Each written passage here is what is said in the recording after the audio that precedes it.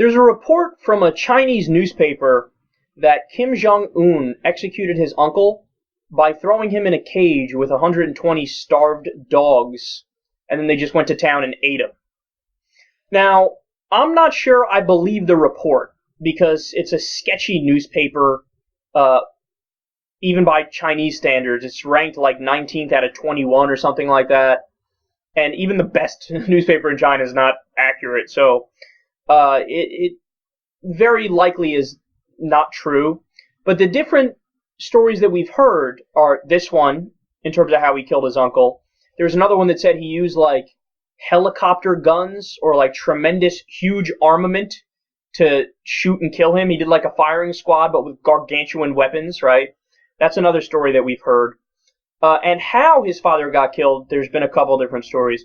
One of them are actually, I think the consensus is that he was drunk when he decided he was going to, have his uncle killed. Another one I thought was really interesting was that his generals Kim Jong-un said to his generals, do whatever the task is, right? And the generals said, okay, first we'll check with his uncle. And Kim, flipped out. Because he wants to feel like he's the one in charge, and how dare you want to check with my uncle? I'm the dear leader or whatever. So he ordered, no, oh, you're going to check with my uncle, are you? How about this? You're going to kill my uncle. I'm now declaring it, go do it. And he killed other people too, the generals who would question him. So the main reason I wanted to discuss this, though, is because it's irrelevant whether or not he killed him in this gruesome way with the dogs. And again, I don't believe it. I lean towards not believing it. Just the fact that he did kill him, which at this point is a verifiable fact, that's crazy enough. Because, remember, the cover story is, or who knows, this might even be some of the truth of it, that, oh yeah, the uncle, he was a womanizer, and he drank too much, and he was out of control, and that's why they killed him. He was the scourge of the earth.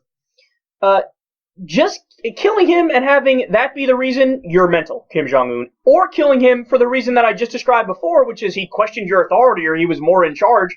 That's also insanity, right? So either way, it's ridiculous. And North Korea is a perfect example of what happens when human nature gets run amok. That's us at our worst. North Korea is us at our worst. Because when you give one person just complete and utter authoritarian control of everything, what happens? Well, from when he was a child, he was told, you're special, you're better than everybody else, you get to call all the shots, this is going to be your country one day. And he gets to believe it. Now, when you start believing that, then guess what? You act on every little petty emotion you have, and you'll act on that in the real world. So if you're angry at your uncle, kill him. And then you can justify that by saying, well, I know I'm right by definition because I was told I'm right by definition, and I'm told I'm above everybody else and I'm special. So this is what happens when human nature goes awry, and when you give one person too much power. It's absolute power corrupts absolutely. That old cliche, platitude, quote, whatever you want to call it, is totally, totally right.